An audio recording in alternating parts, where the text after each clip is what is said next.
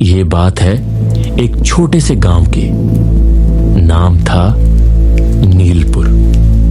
वहां एक पुराना तालाब था जिसके बारे में लोग कहते थे कि हर ग्रहण की रात वहां कुछ ना कुछ अजीब होता है। गांव वाले बताते थे कि तालाब के पास एक बूढ़ा बरगद का पेड़ है और उसकी छाया में ग्रहण के वक्त एक भूतिया साया दिखता है। लोग तो रात में उस रास्ते से निकलते ही नहीं थे, खासकर ग्रहण वाली रात को। गांव में एक लड़का था, नाम था सोनू। बड़ा बिंदास, किसी की नहीं सुनता था। उसे ये सब भूत प्रेत की बातें बकवास लगती थीं।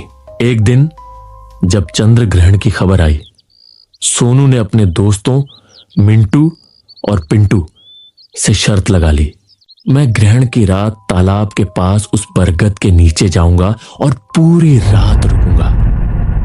देख लेना कोई भूत वूत नहीं होता। दोस्तों ने मना किया, बोले सोनू मत जा, वहां कुछ ठीक नहीं है। पर सोनू कहां मानने वाला था।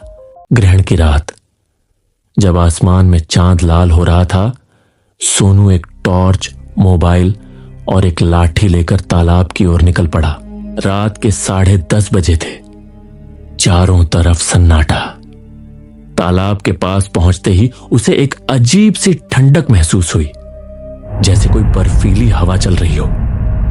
बरगद का पेड़ देखकर उसका दिल थोड़ा सा धक धक किया, पर उसने खुद को समझाया, अरे ये सब मन का वहम है।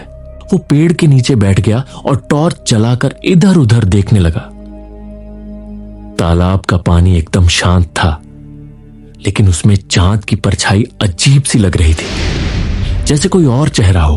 अचानक टॉर्च की रोशनी कमजोर पड़ने लगी। सोनू ने टॉर्च को ठोक बजाकर देखा, पर वो बंद हो गई।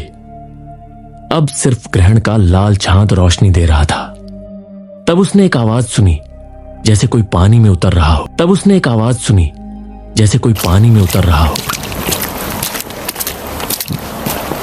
उसने तालाब की तरफ देखा, लेकिन कुछ दिखा नहीं। फिर एक और आवाज आई, जैसे कोई हंस रहा हो, पर वो हंसी इंसानी नहीं थी। सोनू का गला सूख गया।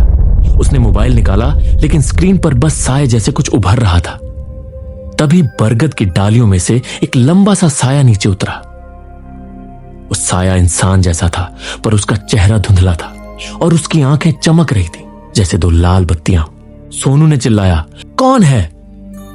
जवाब में साये ने एक ठंडी सांस छोड़ी और सोनू को लगा जैसे कोई उसके कंधे पर हाथ रख रहा हो। उसने लाठी उठाई और साये की तरफ झटका मारा, पर लाठी हवा में ही चली गई। साये ने उसकी तरफ देखा और बोला, ग्रहण ने मुझे बुलाया, अब तू भी मेरे साथ। सोनू के पैर जम गए। वो भागना चाहता था, लेकिन जैसे उसका शरीर सुन्न हो गया हो। अचानक ग्रहण खत्म हुआ और चांद की रोशनी फिर से साफ हो गई। साया एकदम गायब हो गया। सोनू किसी तरह तालाब से भागकर गांव पहुंचा। सुबह जब दोस्तों ने उससे पूछा तो उसका चेहरा पीला पड़ चुका था। उसने बताया, वो साया वो तालाब में रहता है और ग्रहण की रात को बाहर आता है। आज भी नीलपुर में लोग कहते हैं कि ग्रहण की रात तालाब के पास मत जाना, क्योंकि वो साया अभी भी वहां है और जो भी बरगद के नीचे जाता है उसका पीछा ग्रहण का साया करता है।